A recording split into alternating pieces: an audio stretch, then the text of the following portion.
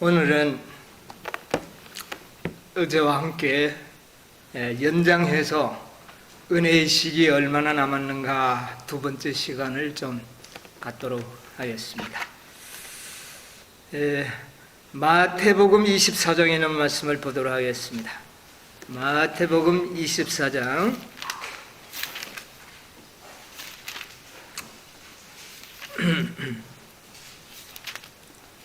마태복음 24장 3절에 있는 말씀을 제가 낭독하겠습니다. 예수께서 감람산 위에 앉으셨을 때에 제자들이 종용이 와서 가로되 우리에게 이르소서 어느 때에 이런 일이 있겠사오며 또 주의 임하심과 세상 끝에는 무슨 징조가 있사오리까? 예수님께서는 이 24장에 많은 재림의 징조들을 말씀하고 있습니다. 제자들이 궁금했겠죠? 이 성전이 돌 하나도 돌 위에 섬 놓이지 아니하고 다 무너지리라 하는 그 이야기를 들었을 때 얼마나 궁금했겠습니까? 그래서 제자들이 조용히 자기들끼리 모여가지고 예수님에게 질문을 합니다. 우리들에게만은 좀 비밀을 공유해 주십시오. 그렇게 예수님께 부탁을 합니다. 그러면서 덧붙여서 세상 끝에는 무슨 징조가 있겠습니까? 이 세상 끝도 굉장히 궁금했던 것 같아요. 그래서 재림의 시기를 알기를 제자들도 원했다는 것이죠. 그래서 이 시기에 관하여는 징조를 통하여 우리가 시기를 알죠. 오늘날 우리가 뭐라고 이야기합니까? 징조를 보고 뭐가 다 됐다? 무슨 때가? 세상 끝이 다 됐다. 지금 이구동성으로 믿는 사람, 믿지 않는 사람 모두가 말하는 것이 재림 때가 가까웠다고 말하지 않냐고. 그거는 우리들이 믿는 사람들이 하는 이야기고, 세상 사람들이 말하기를 무슨 끝이 왔다고요? 세상 끝이 왔다. 불신자들도 세상 끝이 있는 거 아는 것 같아요. 누가 가르쳤나요? 정답을 해주시는데, 성령께서는 모든 인간들의 마음에 세상이 끝이 있다는 것을 가르치고 있습니다. 그들이 안 배우면 어떻게 알겠습니까? 하나님도 알지 못하고 믿지 않는 사람들이 어떻게 세상의 끝이 온다는 것을 알고는 세상에 일어나는 여러 가지 징조들을 보고 뭐가 가까웠다? 세상 끝이 가까웠다. 여러분이 우리가 가르치지 않아도 누가 가르치고 있다고요? 성령께서 친히 인생들의 마음속에 가르치고 있습니다. 세상 끝이 가깝다. 그런데 이 징조는 글자 그대로 징조예요. 아주 정확한 것은 아닙니다. 그러나 정확한 징조가 있습니다. 그런데 하나님의 백성들은 징조뿐만 아니라 어제 우리가 공부했듯이 성소 진리를 통하여 세상의 끝이 어떻게 온다는 것을 하나님께서는 분명하게 이야기해 주고 있습니다. 그 다음에 선지자들을 통하여 계시를 통하여 또 기간적인 계시를 통하여 또 우리에게 알려주고 있습니다. 세 가지 방법으로 징조를 통하여 성소진리, 여러분 이 성소진리는 정말 구속의 경륜과 우리의 구원을 위한 진리의 모형도입니다. 이 안에 모든 것이 들어있어요. 성소진리 안에 복음이 들어있고 예언이 들어있고 모든 것이 들어있는 것.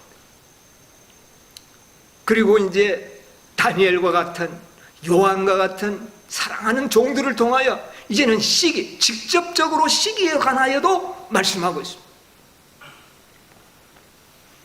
우리가 일곱 절기를 어제 제가 말씀을 드렸습니다. 옛날 이스라엘 백성은 1년을 주기로 해서 이 세상 역사의 종말을 상징적으로 보여주고 있는 겁니다. 이스라엘 백성들에게도 이스라엘 백성을 모형으로 삼아가지고 이 세상의 종말이 어떻게 이르러 올 것에 대하여 설명을 하고 있어요. 여러분, 고린도전서 10장 11절에 보면 이스라엘 모든 백성들의 역사는 우리들의 뭐가 된다고요? 거울이 되는데, 특별히 어느 시대 사람이? 마지막 때를 살아가는 우리들에게 뭐가 된다고요? 모델이 된다고 이야기했어요. 거울이 된다고.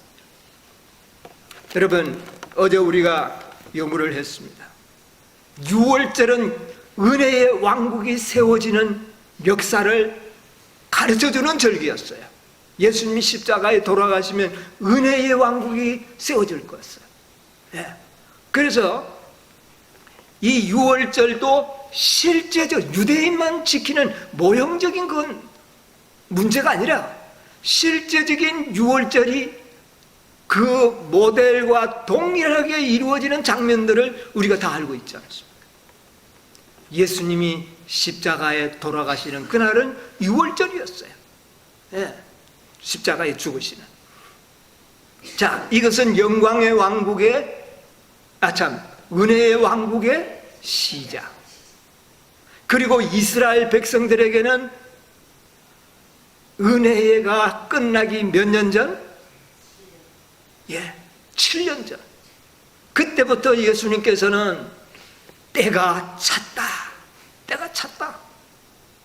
시기를 알려줬어요. 정말 이스라엘 백성들이 그 시기를 참으로 알고 믿음으로 받아들였더라면 그들은 깨어날 수밖에 없었습니다. 하나님께서는 사랑하는 이스라엘 백성들을 구원하기 위하여 마지막 시기를 가르쳐 줌으로 인하여 최종적으로 그들을 일깨우시려고 계획하셨습니다. 여러분, 7년 후에 분명히 우리의 운명이 끝난다는 것을 이스라엘 백성들이 알았더라면 그들의 믿음의 자세가 달라지지 않았겠습니까? 우리 인간들은 진짜 미련해요. 얼마나 미련하고 마음이 어두운지. 우리가 돼지들을 보면은 참 미련한 짐승이다. 옆에 막 죽어가는데도 꿀꿀하면서 먹으려고 그러고 그러죠. 그걸 보고 우리 짐승들을 미련하다가 사람 똑같은 겁니다. 사람 똑같아. 여러분, 우리 인간이 얼마나 미련하고. 오늘 마지막 교회를 뭐 하는 교회라? 잠자는 교회요. 뜨뜻미지근한 교회라. 잠이 깨어나지를 않습니다. 이 잠이요. 여러분은 지금 잠에서 완전히 깨어났습니까? 아직도 허리멍텅하죠? 이것을 깨울 수 있는 마지막 방법은 시기밖에 없습니다. 이 시기를 확실히 알게 될 때 그제서 정신이 확 깨어나서 본래의 정신으로 돌아오도록 되어 있습니다. 그래서 하나님께서는 마지막 때를 우리에게 알려주시는 겁니다. 이것을 듣고도 머리 멍텅해요. 뭐 예수님 오셔도 내 할 일은 해야 되고 내 하고 싶은 대로 해야 돼. 다 하는 거예요.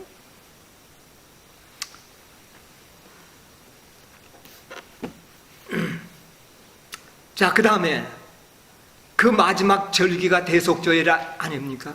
이거는 이스라엘 백성의 심판의 날이었습니다. 그날에 자신을 스스로 정결케 하지 아니하면 내 백성 중에서 끊어지리라. 그것은 이스라엘 백성들에게 실제적으로 그런 역사들이 일어났습니다. 그날에 죄를 짓는 자들은 즉결 심판에 처해집니다. 아주 무서운 날이었어요. 그래서 이스라엘 백성들은 대속죄일만은 아주 그들은 두려워서 지킬 수밖에 없었어요. 그만큼 심각한 날이었습니다. 그러면 그 대속죄일은 이스라엘의 심판의 날이라면 영적 이스라엘의 심판의 날은 또 어느 날일까요?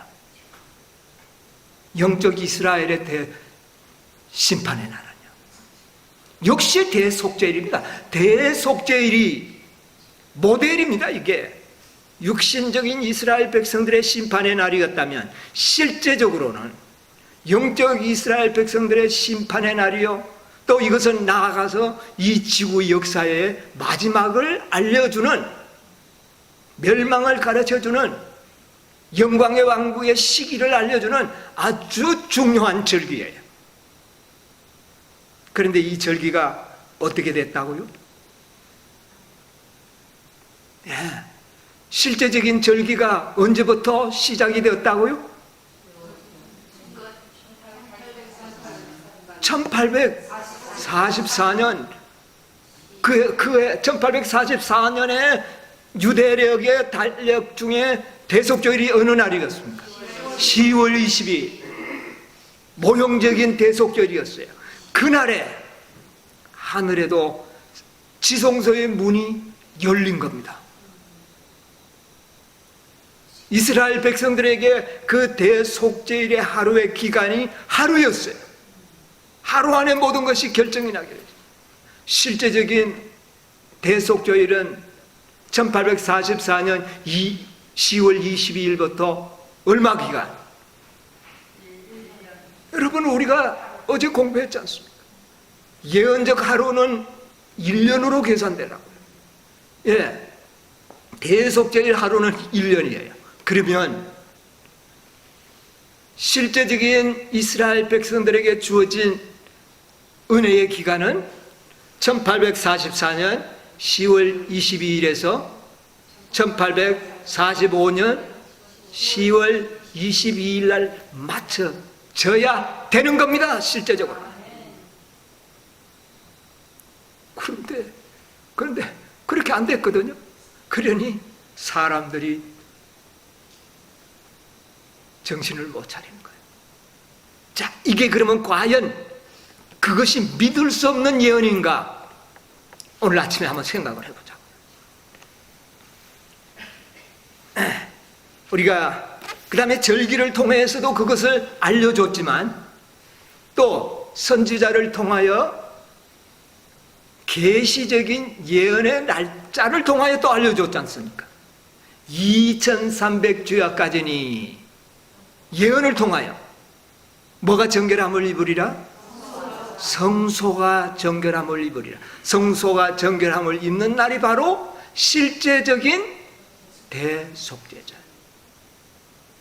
이 계산하는 방법은 어제 공부를 했습니다. 아닥사스다 왕이 예루살렘을 중건하라는 뭐가 될 때부터, 영이 내릴 때부터 계산되라. 육적 이스라엘 백성들의 그 기간도 70주일, 그것도 예루살렘을 중건하라는 영이 날 때부터 계산되라. 그래서 다 계산을 해보니까 유대인의 그 기간이 정확하게 맞았습니까? 안 맞았습니까? 맞았습니다. 490년이 끝나는 AD 34년 스데반의 죽음으로 인하여 유대인의 특권과 그 운명은 영원히 끝이 나고 말았습니다. 여러분, 이것은 정확하게 맞았죠? 이것이 정확하게 맞았다는 사실을 다니엘서를 통하여 연구하면 미래의 것도 맞을 것이라고 하는 믿음을 가지게 되는 것입니다. 그래서 우리는 지나간 예언을 상세하게 연구할 필요가 있어요. 왜? 그게 정확성을 이해할 때에 미래의 예언에 확실한 믿음을 갖게 되는 거예요. 자, 2300주야 예언을 통하여 이것을 또 우리에게 이야기했는데, 그 해가 보니까 대속죄일과 동일한 1844년 10월 22일과 일치하다는 것이죠. 절기와 계시가 일치하다는 거죠. 어느 한 개만 맞고 한 개밖에 없다면 뭐 그럴 수도 있겠지 하고 넘어갈 수 있어요. 그런데 그것을 반복하여 증명을 한다면 이것은 확실하게 되는 겁니다. 그리고 그것이 한 번 더 증명이 된다면, 3번 정도 증명이 된다면, 이걸 부인한다면 어리석은 사람이 되는 거예요. 그래서 우리는 이 모든 결론이 절기와 예언상으로는 1844년 10월 22일이 실제적인 대속죄일이라는 사실을 어떻게 해요? 이제 우리는 깨닫게 되는 겁니다.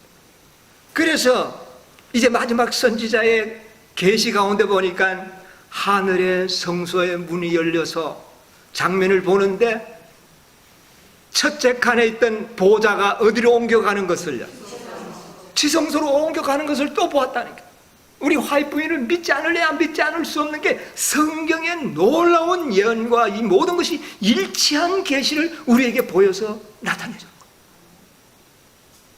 그래서 1844년에 지성소로 들어가는 모습을 계시 가운데 본 것을 우리에게 기록해서 보여준 거예요. 자, 이제 세 가지가 다 맞습니다. 그렇죠? 이것은 놀라운 거예요. 네. 자, 우리는 이제 대속죄일에 우리가 해야 될 일은 무엇입니까?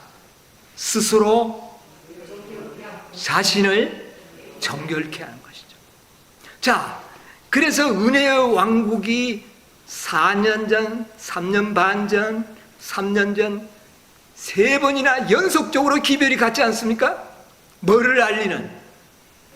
시기를 알려주는 기별이 침례 요한을 통하여, 예수님을 통하여, 제자들을 통하여 3번이나 시기를 알려주는 기별을 전했다. 그때 그것이 이스라엘 백성들에게는 아주 운명적인 기별이었습니다. 시기를 듣고도 깨닫지 못하면 그들을 깨닫게 할 충격을 줄 방법이 없는 겁니다. 오늘 우리들에게 마찬가지입니다. 우리가 지금 대속죄일이 며칠 지났습니까? 178년. 첫째 천사의 기별이 퍼진 침례 요한의 기별까지 포함하면 188년. 거의 2세기를 지나가 버리니까 뭐 말씀이 있으니까 아멘 아멘 하지만은 전혀 우리가 잠에서 깨어나지 않는 겁니다. 잠에서 깨어나지 않아요. 우리가 재림의 임박성을 참으로 안다면 우리의 생애는 정말 변화되어야 하는 겁니다. 전심전력을 해야 될 것입니다. 그런데 아직도 우리의 생애는 전심전력하는 모습이 전혀 보이지 않습니다. 내 편리한 대로, 내 좋아하는 대로 아직도 우리는 그렇게 살고 있다는 겁니다. 이런 상태에서 과연 우리가 준비될 것인가? 한번 생각해 보시기 바랍니다. 여러분, 우리가 아직도요 아주 이 혼미 상태에 있어요. 잠이 덜 깼다는 이야기입니다. 이제 이것을 최종적으로 깨울 수 있는 게 뭐밖에 없어요. 이제 대속죄일이 시작되었다는 것을 거의 200년 전도 전하니까 그 기별이 힘이 있어요, 없어요? 이제 힘이 거의 없어졌어요. 무엇으로 우리를 깨울까요? 이제 우리에게도 시기의 기별이 필요할까요, 안 할까요? 막 그것 때문에 시기를 연구해서 뭐 그거 끄집어내려고 연구할 겁니까? 여러분, 우리는 오늘날 우리가 시기의 기별이 필요하며 또 시기가 있다는 것을 깨닫는 자체만으로도 우리에게는 큰 축복이에요. 이게 얼마나 큰 축복인지 몰라요. 아마 여러분 어제와 오늘 우리가 이 시간들을 통해서 아마 우리의 마음이 조금은 뭔가 미동을 하는 아마 느낌을 가질는지 모릅니다. 저는 그것을 확실히 가집니다. 제가 이 말씀을 준비하면서 제 마음이 서서히 뭔가 뜨거워지고 이래서는 안 되겠다고 하는 그런 마음의 움직임이 일어나는 것을 느끼고 있습니다. 실제와 모형이 아주 일치하게 맞았습니다. 전혀 틀림이 없어요. 그렇게 맞았지만 그거 참 희한하게 맞네. 그 정도로서 끝나고 만다는 겁니다. 우리가 지금 현재 얼마나 우리가 깨닫는 진리가 정확합니까? 여러분이요, 우리가 이런 자세로 정말 준비가 될까요? 이스라엘 백성들이 그 시기의 중요성을 알지 못했기 때문에 끝끝내 그들은 메시아를 영접하는 일에 실패하고 그들은 은혜의 왕국에 전혀 도움을 받지 못하는 그런 백성들이 되고 말았습니다. 아브라함의 자손들, 우리도 그렇게 될 가능성이 없지 않아 있다고 하는 사실을 저는 말씀드리고 싶습니다. 여러분이요, 예수님과 침례 요한과 제자들이 전했던 것처럼 동일하게 이미 요한계시록 14장 6절부터 세 천사의 기별을 통하여 3번 기별을 보냈다는 것 여러분 확실합니까? 안 합니까? 첫째 천사의 시기가 있어요, 없어요? 심판하실 시간이 이르렀으니. 셋째 천사의 경고가 무섭습니까? 무섭지 않습니까? 만약에 이 기별을 받지 않으면 하나님의 진노의 포도주를 마시게 될 것이다. 얼마나 두려운 기별이 이미 200년 가까이 외쳐지고 있지만 영적 이스라엘 백성들은 영적 잠에 더 깊이 빠져가고 있다는 사실을 여러분 한번 상상해 보십시오. 우리가 그 깊은 잠에 그대로 우리도 빠져들 것입니까?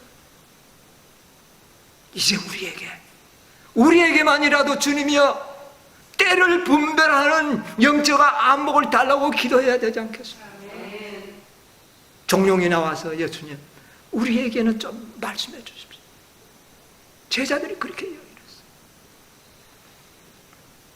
여러분, 윌리엄 밀러가 시기를 연구하려고 한 게 아닙니다.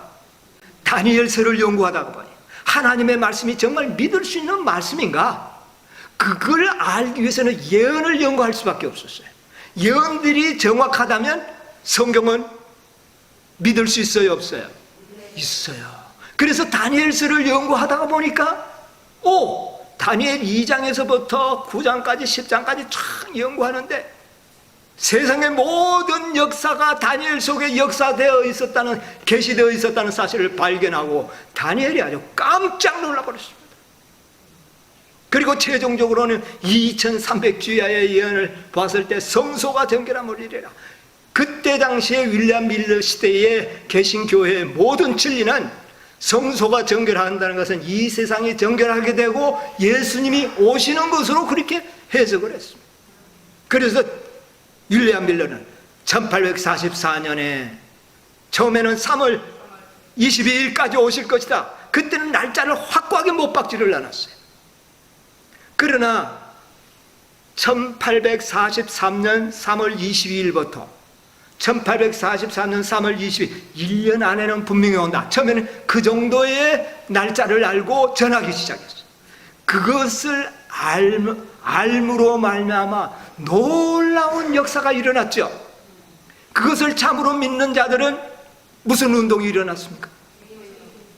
자신의 죄를 회개하는 놀라운 개혁이 일어난 겁니다.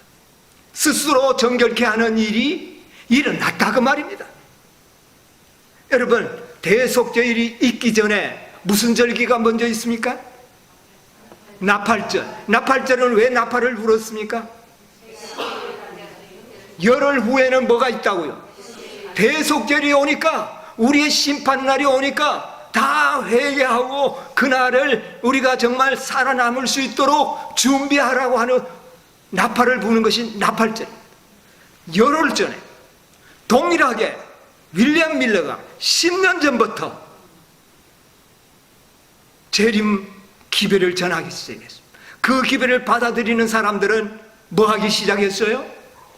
회개의 마음이 생겨나고, 주님을 맞이하기 위해서는 죄를 가지고 어떻게 내가 주님을 맞이할 수 있을 것인가, 회개하는 운동이 일어났습니다. 스스로 자신을 괴롭게 하고 정결케 하는 일이 일어났던 겁니다. 정확하게 표상과 예언이 맞아 들어갔던 겁니다. 여러분, 3월 22일까지 온다. 그날이 가까울 때 그들이 얼마나 준비했겠습니까? 임종을 만난 사람들처럼 자신을 살피며 회개했다고 그랬어요. 그러나 3월 20일 날 왔나요? 안 왔습니다. 그래서 그들은 실망한 나머지 많은 사람들이 돌아갔지만, 윌리엄 밀러를 위시한 진실로 성경을 믿는 사람들은 다시 한번 우리가 뭔가 잘못했을 수 있다, 연구해보자. 말씀을 더 깊이 연구하는 가운데서 그들이 발견한 것이 무엇입니까? 2300주의 시작이 아닥사스다 왕이 봄에 조서를 내린 것이 아니고 가을에 조서를 내렸다는 것을 알게 됩니다. 그래서 그 가을에 대속죄일 절기를 맞춰 보니까 10월 22일이 대속죄일이에요. 6월절에 정확한 날짜에 예수님이 돌아가셨다면 정확한 대속죄일이 정확한 표상과 실체가 맞아야 할 것이 아닌가? 그래서 10월 22일로 딱 잡았고 나니까 확실하다는 믿음이 떠오르기 시작했어요. 그래서 연구를 하다가 보니까 이미 넉 달이 지나가 버렸습니다. 말씀을 연구하는데 넉 달이 지나가 버렸어요. 자, 그러면 3월 22일에서 10월 22일까지가 몇 개월입니까? 7개월인데 넉 달이 이미 지나가 버렸어요. 이제 몇 달 남았어요? 석 달밖에 남지 않았는데 이 석 달 동안에 이 기별을 어떻게 전할 것인가? 시기는 이제는 확실한 것 같아요. 첫 번째는 조금 대충이었는데 두 번째 이 기별은 정확한 거예요. 2300주의 끝이 44년이고 그 해에 대속죄일이고 실상과 표상이 연합되는 딱 날이 10월 22일. 이것을 깨달았을 때 그들은 초인간적인 열성이 일어났습니다. 여러분이 정확한 때와 시기를 알았을 때 그 시기를 아는 사람들은 아주 완전히 잠에서 완전히 깨어나 버렸습니다. 그래서 그들은 전심을 다하여 주님의 오심을 전파하기 시작했습니다. 그걸 갖다가 밤중소리라고 그래요. 보라, 신랑이로도 마주러나. 세상은 고요하게 잠들고 첫째 천사의 실패로 말미암은 많은 교회들은요, 이것저것들 시기 정하다가 오지다, 그렇게 생각을 했어요. 깊은 잠에 빠져 있는데 작은 무리들이 갑자기 보라, 신랑이로다 마주러 나오라. 10월 20일 석 달 후에는 예수님 오신다. 일어났는데 보통 사람들이 아니에요. 사람들이 완전히 변해버렸어요. 그 사실을 믿는 사람은 변하겠어요? 안 변하겠어요? 완전히 변했습니다. 마음에 있던 이기심 다 사라졌습니다. 자존심 다 사라졌습니다. 세상을 사랑하는 마음 싹 없어졌습니다. 그 날짜가 정확하다는 것을 깨달았을 때 이 세상을 진정으로 포기하고 전심으로 주를 섬기는 그런 놀라운 변화가 일어났습니다. 일어날까요? 안 일어날까요? 그렇게 전심으로 바칠 때 거기에 성령의 역사가 함께 더해져서 석 달 동안 재림 기별을 온 세상에 전파할 수가 있었던 것입니다.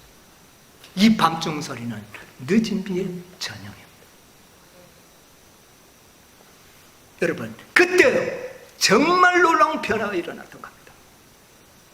그게 두째 천사의 기별입니다. 그러나 그날 오셨었나요? 안 왔었어요. 이거 도대체가 어떻게 될까? 많은 사람들이 그때 그 윌리엄 밀러나 이런 재림 기별을 전하던 사람들, 정말 지구멍이라도 있으면 들어가서 숨고 싶은, 태양이 보기가 두려운 그런 심령으로 실망을 당했어요.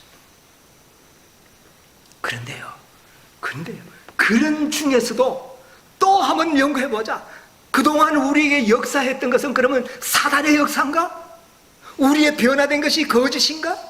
우리가 세상을 포기하고 예수님 말 전혀 사랑하고 믿고 하는 이것이 잘못된 것인가? 이게 광신인가? 여러분, 그게 광신이었나요? 성령께서 우리와 함께 하셨다는 것을 그들은 결코 그것을 버릴 수가 없어요. 그것을 거짓용으로 돌릴 수는 없었습니다. 그래서 말씀을 연구하는 무리들이 있어서 그제서 무슨 기별을 발견하게 되는 겁니까? 셋째 천사의 기별이 드디어 1844년 10월 20일 이후에 나타나게 되는 겁니다. 엘렌 G 화이트이 계시를 보게 되고, 그 다음에 계시를 통하여 그것은 재림이 아닌 예수님의 은혜의 보좌가 성소에서 어디로요? 지성소로 옮겨지는 것을 보게 된 겁니다. 모든 것이 다 풀렸어요. 얼마나 기뻤는지 모릅니다. 그러나 그 기별을 전할 때에 실망했던 많은 사람들과 교회들이 또 무슨 너희들이 회개하고 돌아올 것이지 또 무슨 이상한 소리들을 하고 있느냐고 그들을 비난하기 시작했어요. 셋째 천사의 기별을 아무도 받아들이지 않았어요. 셋째 천사의 기별 속에 들어가 보니까 하나님의 언약궤가 어제 계시록 11장 19절에 보니까 성전 문이 열리고 뭐가 보였습니까? 언약궤가 보였지 않습니까? 언약궤 안에는 뭐가 들어있죠?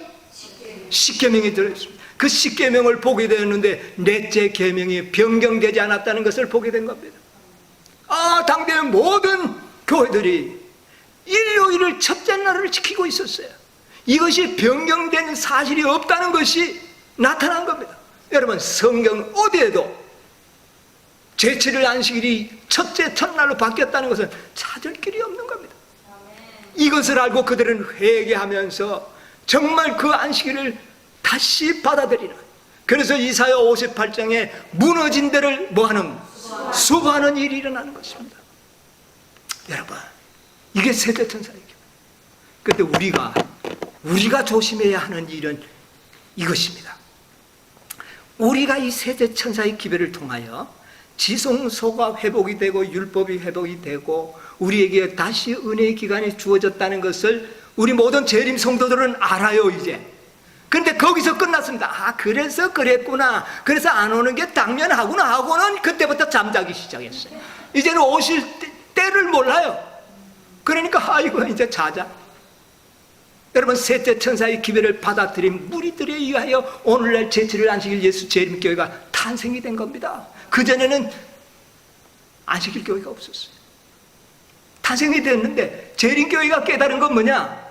윌리엄 밀러가 1844년 10월 22일 재림이 아니요 어디에 들어가는 지성소가 열리는 날이었다는 것까지 깨달은 게 재림 성도들이에요.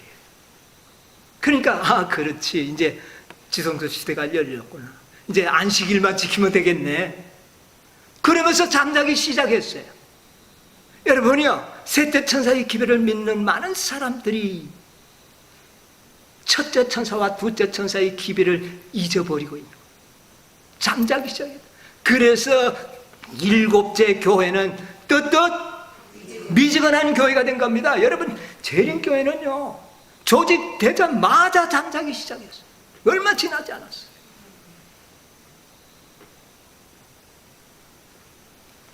그런데 뭐를 연구했어야 돼요? 대속절이 시작된 것은 이제 맞아요. 그러면 대속절이 얼마나 오래 지속될 것인가? 이거 연구해야 됩니까? 안 해야 됩니까? 분명히 연구해야 됩니다. 대속절이 그럼 얼마까지 갈 것인가? 다시 연구했더라면 그들은 졸지 않고 깨어있을 수가 있었어요. 그러나 그들은 그것을 더 이상 말씀을 연구하기를 그쳐버린, 거기에서 만족해버린 겁니다. 이제 대속죄야. 우리 이제 안식일 지켜야 구원받아. 그래서 안식일만 지키면 돼. 이렇게 돼버린 겁니다, 여러분. 여러분,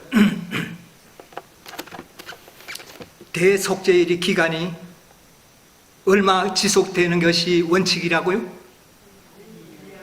하루는 1년. 네, 하루는 1년. 그 대속죄의 기간은 짧은 기간이에요. 이것을 시기적으로 계속적으로 깨닫고 나갔어야 했어요. 그러나 그것을 더 이상 연구하기를 포기해버렸어요. 자, 이제 아까 서두에 읽었던 우리 예수님의 재림을 또 징조를 한번 생각해 보도록 하겠습니다. 자, 징조를요, 마태복음 24장을 한번 보도록 하겠습니다. 24장 29절로 30절을 누가 한번 읽어주세요. 그날 한난 후에 즉시 해가 어두워지며 달이 빛을 내지 아니하며 별들이 하늘에서 떨어지며 하늘의 권능들이 흔들리리라. 그때 인자의 징조가 하늘에서 보이겠고 그때에 땅의 모든 족속들이 통곡하며 그들이 인자가 구름을 타고 능력과 큰 영광으로 오는 것을. 예, 됐습니다. 자, 24장에 많은 재림의 징조가 있습니다. 여러분, 재림 징조 중에 뭐가 있어요? 첫 번째 시작하는 게 난리와 난리의 소문을 듣겠으나 아직 끝은 아니라 이야기했죠. 그 다음에 첫째의 기근과 뭐가 있으리라? 지진이 있으리라. 그 다음에 또 거짓 선지자가 많이 일어나리라. 많은 징조들이 예수님께서는 열거하셨습니다. 자, 그런데 가장 핵심적인 재림의 징조는 무엇이냐 하면은 29절입니다. 자, 보세요. 29절에 요것은 아주 딱 꼬집어서 예수님이 말씀하신 거예요. 보세요. 그날 환난 후에, 이 환난이 뭡니까? 이것은 옛날에 중세기에 로마 캐토릭의 핍박의 시간이 끝난 후에 그 말입니다. 1798년이 환란이 천주교의 폭정이 끝나는 해가 아닙니까? 1260년 동안 천주교회가 중세기 동안 그리스도인을 수천만 명을 어떻게 했습니까? 죽였지 않습니까? 그 환란이 끝난 후에 그랬어요. 근데 1798년에 연도수는 끝났지만 그 전에 실제적인 환란이 끝났는데 그것은 왜 그러냐면은 마르틴 루터의 종교 개혁으로 말미암아 로마 캐토릭은 치명상을 입기 시작하고 1877년부터는 거의 이런 폭정이 거의 끝났습니다. 그를 무릎에 해가 어두워지며, 그래서 태양이 어두워지며 달이 뭐를요? 빛을 내지 않으면, 이게 첫 번째 예언입니다. 여러분, 이 예언은 언제 성취되었나요? 기억이 잘 안 됩니까? 1780년 5월 19일입니다. 5월 19일에 그날 밤은 뭐 월식도 아닌데 달이 빛을 내지 못했고, 그날 낮에는 태양이 어떻게 돼요? 갑자기 오전 몇 시 좀 지나고 환하게 밝았던 태양이 점점 어두워서 검은 아주 마치 빨간 무슨 칠을 해놓은 것처럼 태양에 빛을 내지 않고 이 세상이 어두워지고 닭들은 다 집을 찾아들어 회오르는 이런 역사가 일어나기 시작했습니다. 이것이 재림의 징조의 첫 번째 징조입니다. 그런데 이 예언은 그때 이루어지고 난 다음에 지금 이루어진 적 있나요, 없나요? 없어요. 그런데 처처의 기근과 지진은 어떻습니까? 자주 일어납니다. 전쟁과 전쟁의 이런 소문은 어때요? 자주 일어납니다. 반복이 일어납니다, 여러분. 리스본 대지진이 재림의 징조를 알리는 첫 번째 지진이었지만 그 이후에도 그거보다 더 큰 지진도 뭐 일어나고 그랬지 않습니까? 그러나 29절에 꼭 집어서 말씀하신 태양의 빛을 발하지 못하고 그 다음에 달이 어떻게 해요? 핏빛같이 되는 이 예언의 징조는 그때 딱 한 번 있고 지금까지 한 번도 없었습니다. 자, 그 다음에 해가 어두워지고, 두 번째는 달이 빛을 내지 못하고, 그 다음에 세 번째는 별들이 하늘에서 떨어지며, 여러분 백과사전에, 세계 대백과사전에 유성일이라고 한번 쳐보세요. 그 쳐보면 언제요? 1833년 11월 13일 북미 대륙에서 하늘에 새벽부터 해가 뜰 때까지 소나기와 같이 유성구가 떨어졌던 역사를 기록하고 있습니다. 이거는 재림의 징조 중 마지막 징조예요. 그리고 난 다음에 유성구가 이 세상에 떨어진 적이 있나요? 없어요. 이 세 가지는요, 재림의 징조의 고요한 징조입니다. 자, 그런데 마지막 징조가 뭐라고요?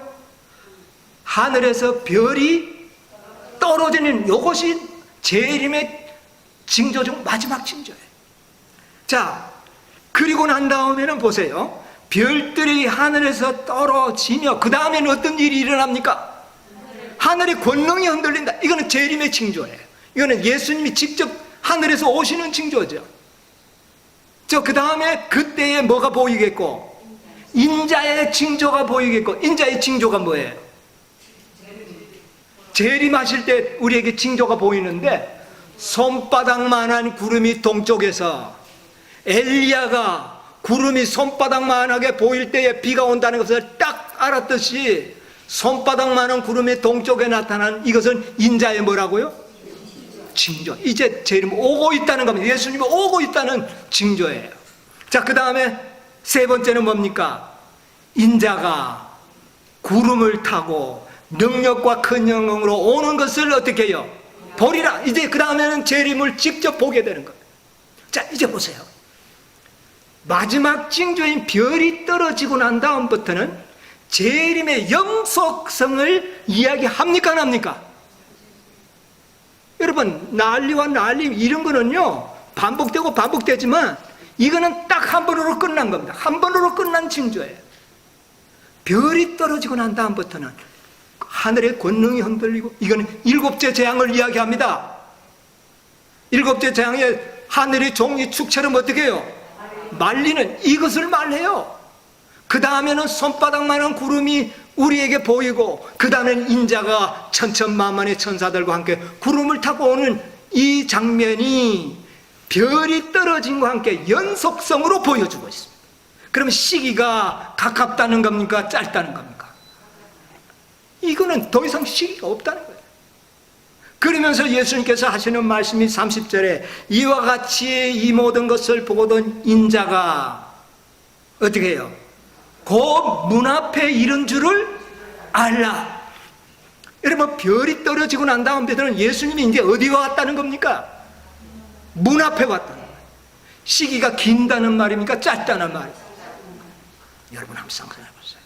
별이 떨어지는 징조와 첫째 천사의 기별의 시기가 일치합니까, 안 합니까? 똑같이 1833년. 그래서 첫째 천사의 기별이 외쳐지는 것은 예수님이 인자가 문 앞에 당도했다는 것을 보여주는 징조였습니다. 불과 얼마 남았다? 10년. 확실합니까? 자, 우리 대쟁투 332, 333 한번 찾아보겠습니다.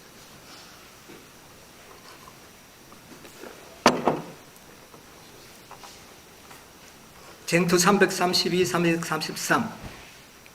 윌리엄 밀러가 그리스도의 재림이 절박했다는 증거를 공중 앞에 알려주기 시작한 2년 후에 찾았나요? 구주께서 재림의 징조로 밀러가 그리스도의 재림이 임박했다는 증거를 공중 앞에 알리기 시작한 지 2년 후에 구주께서 재림의 징조로 약속해 주신 맨 마지막 징조가 무슨 징조? 마지막 징조.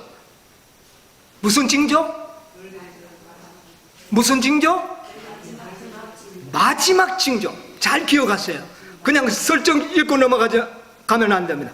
마지막 징조가 나타났다. 자, 읽었어요.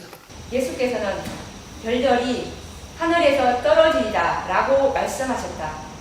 또한 요한은 하나님의 나를 알려주는 광경을 이상 중에 보았을 때 다음과 같이 그 사실을 기록하였다.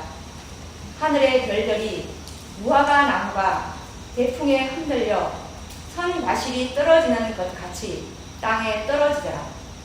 이 예언은 1833년 11월 13일 유성의 큰 소나기로 분명히 뭐 되었다? 성취되었다. 무슨 예언이? 그렇게 말하면 안 돼요. 마지막 징조가 더 이상 징조 기다리지 말라는 겁니다. 더 이상 징조가 없어요.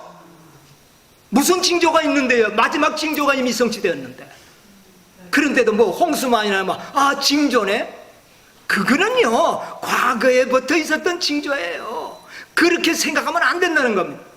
이미 우리에게는 무슨 징조가 보여졌다고요? 마지막 보여지는 징조가 나타났다. 성취되었다고 그렇게 이야기해요. 자, 한 번 더 볼게요.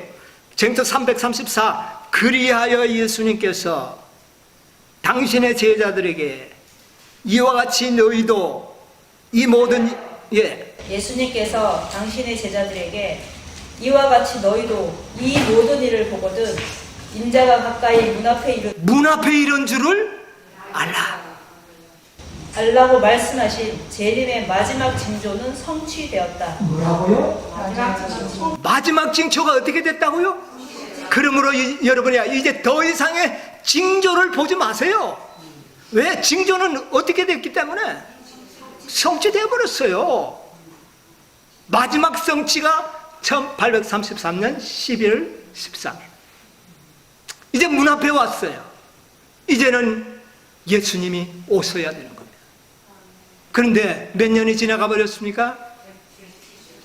문 앞에 왔다는데 188년이 지나갔어. 예수님의 말씀을 믿을 수 있나요? 오리무중 아닙니까? 그래서 다 잠자는 거예요. 잠자는 거예요. 여러분, 대쟁투 457페이지에 보면 이런 말씀이 있습니다. 대쟁투 457페이지 1844년의 운동에 일치 협력하여 활동했던 사람들이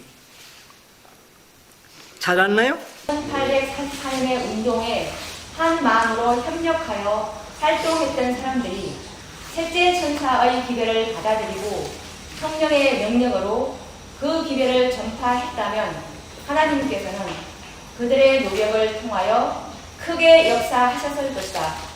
빛이 흘러나와서 온 세계를 환하게 비쳤을 것이다.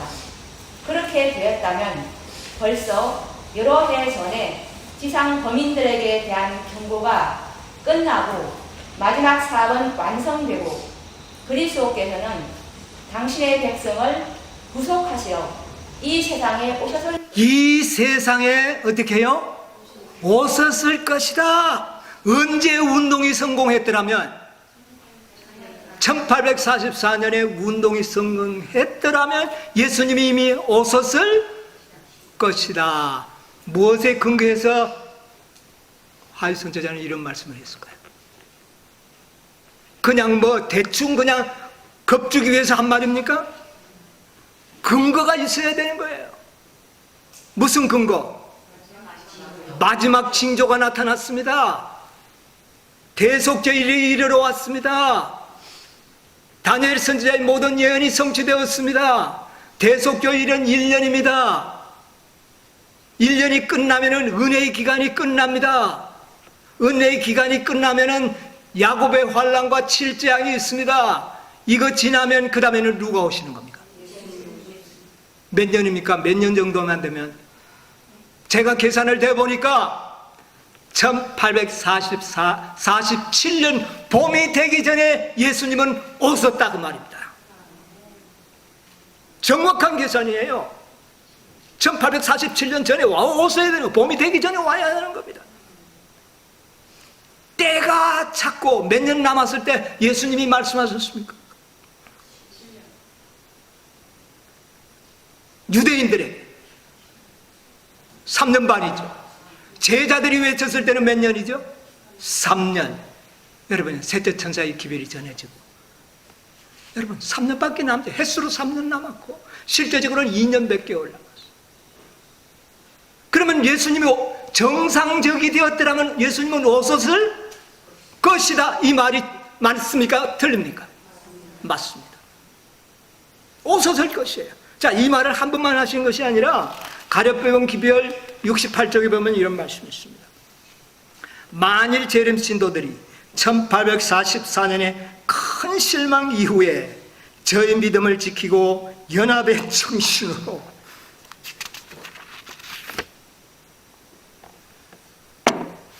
밝히기 시작하는 하나님의 섭리를 따르며 셋째 천사의 기별을 받아들이고 성령의 능력으로 그 기별을 온 세상에 전파하였다면 저들은 이미 하나님의 구원을 보았을 것이고 주님께서는 그들의 노력과 함께 큰 능력을 베풀었을 것이고 사업은 이미 끝났을 것이다.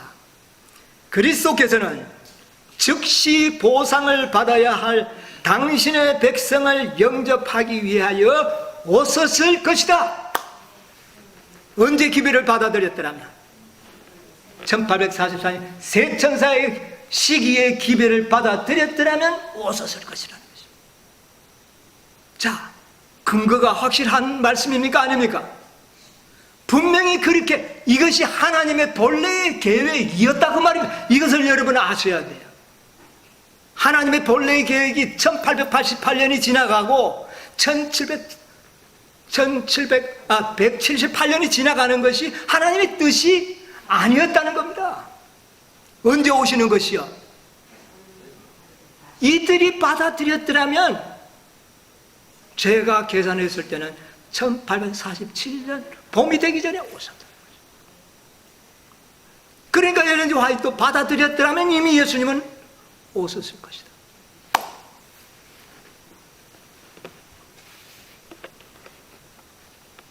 여러분, 심각한 문제 아닙니까? 그런데 받아들였다면, 누가 받아들였으면? 교회가, 어느 교회가? 에이, 그때는 안식일 교회가 생기지도 않았는데 오늘날 마르틴 루터를 통하여 개혁자들에 의하여 조직된 모든 개신교회들이 새 천사의 기별을 받아들였더라면 오셨다는 것입니다. 오셨습니다. 여러분, 그때의 새 천사의 기별까지 다 받아들였으면, 새 천사의 기별을 받아들였으면 개신교회들이 수십만 명이나 되는 그 교인들이 받아들였더라면 14만 4천인의 수요가 채워졌을까요? 안 채워졌을까요? 채워지고도 남았습니다. 숫자적으로. 그런데 그들이 거절함으로 말미암아 하나님의 본래의 계획은 어떻게 됐습니까? 이루어지죠. 하나님 자비하셔서 은혜의 시기를 연장해 주시기로 했습니다. 그때부터는 우리는 어떤 시기를 정해놓은 시기는 없습니다. 이제 하나님께서 연장시켜 주시는 은혜 속에 살아가는 겁니다. 네. 덤으로 주시는 시간 속에 살아가는 거예요. 자, 개신교회가 새 천사의 기별을 거절하지 않고 제7일 안식일 지키는 일을 이단으로 명하지 않았더라면 이 땅의 사업 마쳤습니다.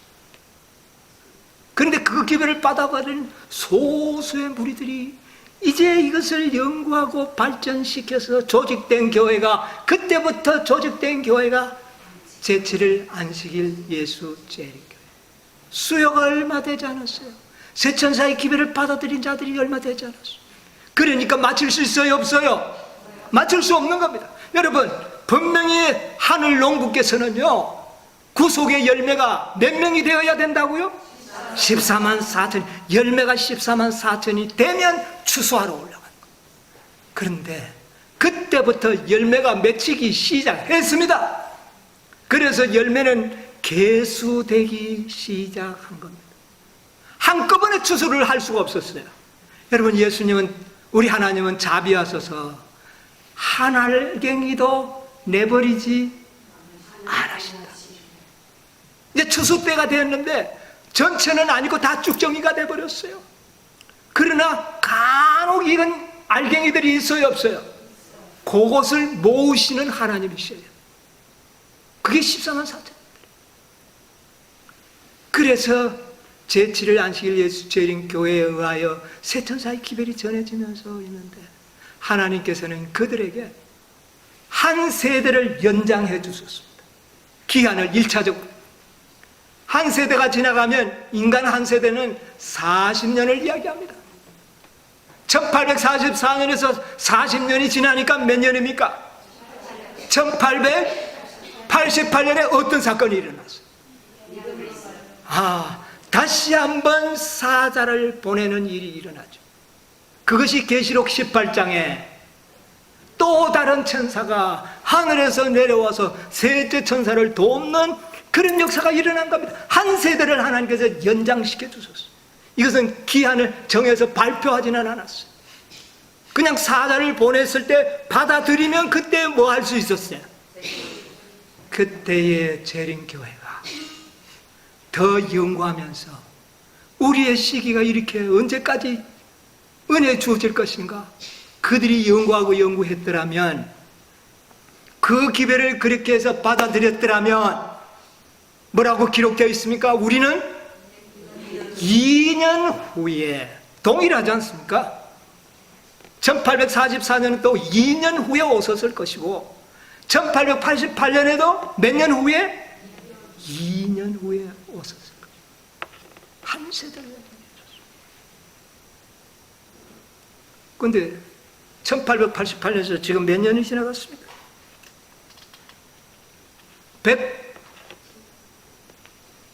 108년입니까? 108년이 지나갔습니다. 이거 도대체가 어떻게 된 겁니까? 이게 정상적으로 된 겁니까? 문제가 있는 겁니다. 왜 문제가 있는 겁니까? 하나님의 백성들이 말씀을 깊이 연구하지 않고 있다는 징조입니다. 더 이상 은혜 기간이 없어요. 분명히 끝이 나야 합니다. 끝은 나야 하는데 뭐가 채워지지 않아요?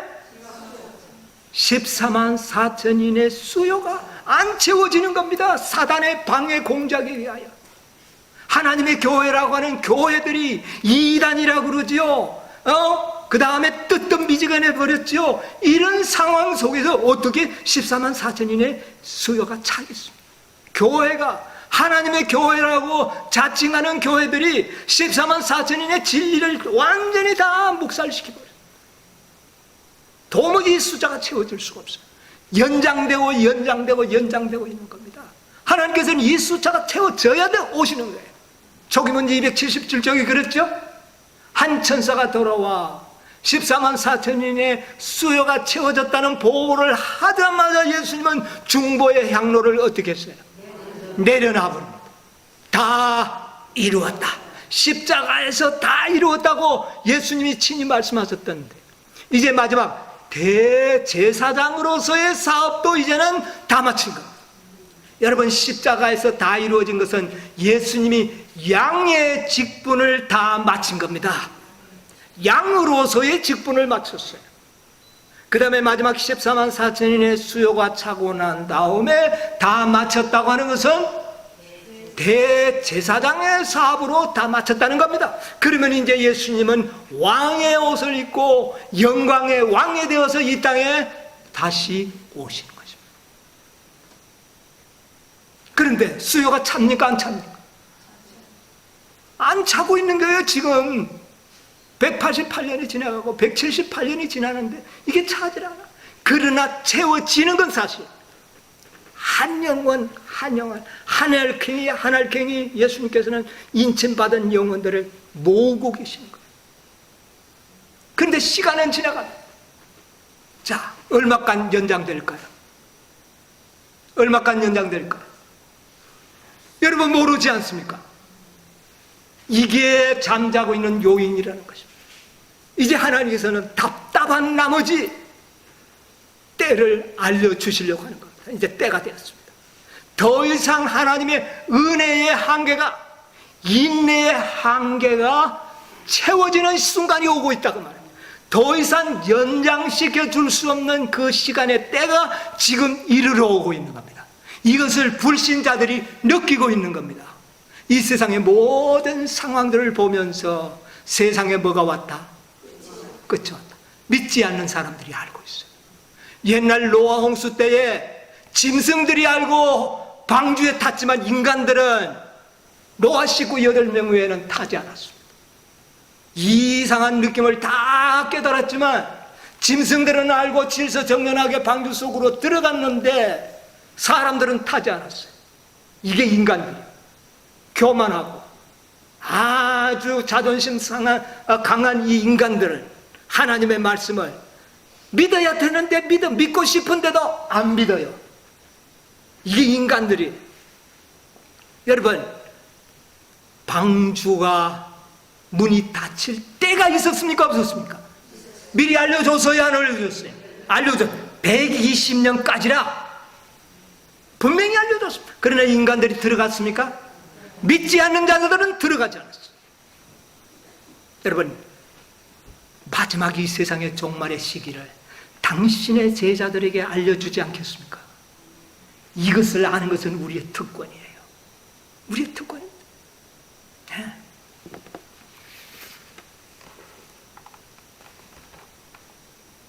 여러분, 마태복음 20장에 보면 포도원에 일꾼들을 사서 일을 하는 한 농부의 비유가 나옵니다. 하루에 일꾼들을 몇 명 포도원에 들여보냈습니까? 이른 아침에 들여보내고 그 다음에요 3시 9시 6시가 먼저 나오죠. 3시 6시 9시 3시 헷갈리네. 11시. 자, 그래서 이른 아침, 그 다음에 3시, 그 다음에 제6시, 9시, 11시. 몇 번 들어보냈습니까? 며칠 동안에? 하루? 여러분, 비유가 그냥 비유로서의 기능도 있지만 예언적인 기능도 있다는 것을 여러분 아셔야 되는 것입니다. 마태복음 22장, 25장 이거 열처녀의 비유와 그 다음에 잔치의 비유와 이 모든 20장의 비유는 마지막 사건을 암시하는 예언적 비유입니다. 비유 자체의 뜻도 있지만 예언적인 기능도 하고 있다는 것. 하루에 일꾼을 5명 들어보냈어요.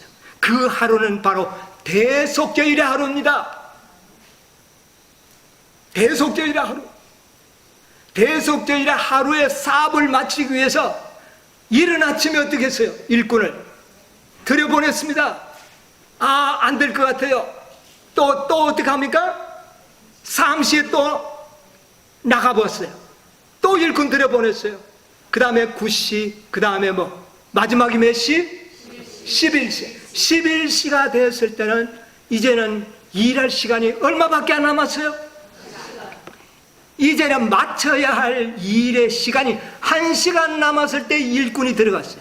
그러면 그 11시 일꾼은 얼마 동안 일할 수 있어요? 유예 기간이 얼마밖에 남지 않았다고요?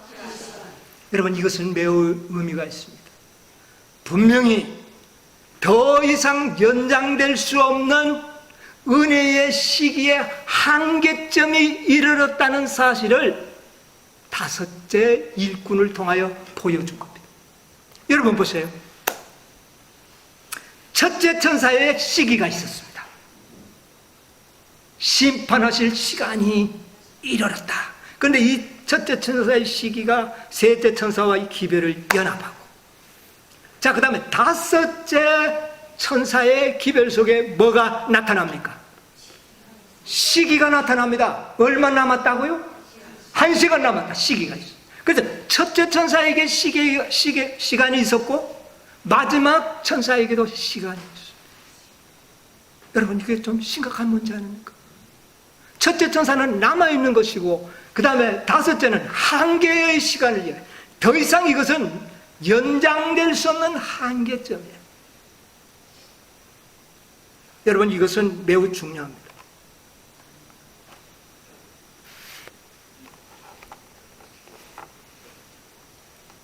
저는 이렇게 생각합니다. 어제 우리가 데살로니가전서 5장 2절로 4절에 주의 날이 어떻게 오리라? 도적같이 오지만 너희들은 어떻다고요? 빛을 받은 너희들에게는 도적같이 오지 않고 너희에게는 분명히 알게 되리라. 그러면 마지막 하나님의 적은 무리들은 이것을 알 수 있다는 말입니까? 없다는 말입니까?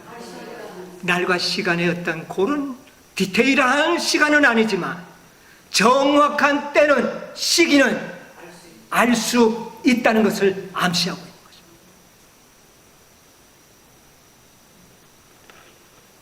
하나님이 말씀하셨습니다. 힘과 능력으로 되지 아니하고 오직 무엇으로요? 나의 신으로 되리라. 여러분, 개신교회가 세천사의 기별을 받아들였더라면 힘과 능력으로 마칠 수가 있었습니다. 우리 인간의 힘으로 교회를 통하여 마칠 수가 있었다는 말입니다. 재림교회가 1888년에 기별을 받아들였더라면 1888년에 사업을 마칠 수가 있었습니다. 넷째 천사를 상징하는 개혁운동들이 정말 받아들이고 제대로 성경을 이해했더라면 마칠 수가 있었습니다. 그런데 다섯째 천사는요, 이들은 알아도 마칠 수 없는 사람들이 되어버렸습니다. 여러분, 다섯째 천사를 아는 사람이 이 지구상에 몇 명이나 될까요? 얼마나 될까요? 개신교회는 온 세상에 편만합니다. 재림교회도 2천만 명이 넘어갑니다. 개혁운동도 10만 명이 지금 가까이 육박하고 있습니다. 그런데 마지막 다섯째 천사의 기별을 아는 자들은 몇 명입니까? 이들이 아무리 무슨 열성을 낸들 어떻게 온당을 이 숫자로 가지고 할 수 있겠습니까? 불가능한 겁니다. 그래요, 안 그래요? 가능합니까, 우리가? 힘과 능력으로 불가능한 상태에 우리는 있습니다. 불가불 우리는 우리의 힘으로 안 된다는 것을 아는 백성이 되어야 합니다. 이제는 무엇으로 되어야 할까요? 오직 여호와의 신으로밖에 안 된다는 것을 우리는 깨달아야 합니다. 정말 깨달아야 합니다. 그렇게 되기 위해서는 여러분이 우리는 수요회에 급급할 것이 아니라 우리가 늦은 빛 성령을 받을 수 있는 준비하는 일을 급선무로 둬야 한다는 결론이 나오는 겁니다. 여러분, 우리가 전도해가지고 수만 명이 되고 수십만 명이 될 정도로 또 시간이 연장될 줄로 생각합니까? 아닙니다. 왜? 우리에게는 시간이 얼마나 남았다고? 여러분, 이 15일이 예언적 기간이 얼마나 될는지 이거는 오늘 제가 연구할 수 없습니다. 다음 기회에 연구하겠습니다. 이 한 시간이 얼마나 되는 시간이지? 그게 10년, 20년이 흘러가, 100년이 흘러가겠습니까? 아닙니다. 매우 짧다는 것을 이야기하는 겁니다. 그러면 우리가 할 수 있는 것은 수요를 누리는 것이 아니라 뭐 하는 것입니까?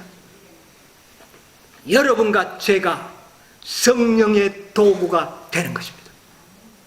우리가 준비되고 정말 우리가 우리의 마음을 완전히 바치고 잠에서 깨어나서 정말 전심으로 주의 삶에 임하게 될 때에 누가 함께해 주실까요? 늦은 빛 성령을 부으시며 120문도가 온 세상을 완전히 복음으로 뒤집어 버린 것처럼 마지막 그의 영광으로 온 땅을 어떻게 해요? 환하게 할 수 있다는 결론이 나오는 겁니다. 여러분, 그렇게 되기 위해서는 우리가 잠에서 깨어나야 하는 겁니다. 아직도 우리도 혼미한 상태에 있는 것이 분명해요. 분명해요. 어제 안식일에 왔던 사람들이 많은 사람이 돌아갔습니다. 이유가 있겠죠. 무슨 이유입니까? 왜 돌아갈까요? 왜 돌아갈까요? 이유는 있어요. 그리스도의 재림보다 자기의 무엇이 더 심각한 것이 있기 때문에 돌아간 거예요. 그렇지 않습니까? 솔직한 이야기로. 정말 시기의 임박성을 우리가 알게 될 때 그 나라와 그 일을 구하는 일이 첫째가 되어야 되는 것입니다. 모든 것은 첫째가 되어야 하는 것입니다. 우리의 집회기간이 굉장히 짧습니다. 금요일 저녁에서 일요일 아침에 마칩니다. 불과 몇 시간 됩니까? 이것도 하나님께 바치기에 부족하는 우리의 성의를 가지고 주님을 맞이할 수 있다고 여러분 상상하십니까? 아니라고 생각합니다. 더 각성해야 합니다. 이제 우리를 깨울 수 있는 마지막 방법이 뭘까요? 말씀으로도 더 깨어나가겠지만 우리가 때를 알려주실 것 같아요. 연구하면 여러분, 둘째 천사의 기별이 반복이라고 그랬지 않습니까? 다섯째 천사의 기별은 밤중 소리의 반복입니다. 그들이 왜 완전히 변화됐나요? 연구하다 보니까 석 달 후에 예수님이 오신다는 걸 깨달았을 때 그들이 달라졌습니다. 이것이 반복되리라는 말입니다. 나는 그렇게 되리라고 확신합니다. 여러분, 우리 더 열심을 내십시다. 우리 더 마음을 바치십시다. 더 변화받기 위하여 정말 한 맺힌 여인이 매일 재판관을 찾아갔던 것처럼 여러분, 하늘 재판장 하나님께 찾아가시기 바랍니다. 나를 변화시켜 달라고요. 하나님, 나를 변화시켜 달라고요. 내 소원을 이루어 달라고요. 내 한을 풀어 달라고 기도해야 되는 겁니다. 그게 마지막 남은 백성의 모습이에요. 한 맺힌 여인. 우리가 한 맺힌 여인이에요. 여러분, 주님의 제 이름은 신이 임박합니다. 우리 모두 한번 말씀을 다시 한번 새로운 각도에서 연구하시게 되기를 바랍니다. 예수님이 지성소에 들어갔다. 그렇구나. 다 잠자고 있습니다. 더 연구를 하지 않았기 때문에 이런 현상이 온 거예요. 여러분, 주님의 재림은 어쩌면 불언간에 우리가 맞아야 하는 도적같이 임하지 않도록 여러분 준비하는 백성 되시기를 간절히 바라면서 오늘 아침 말씀을 마치겠습니다.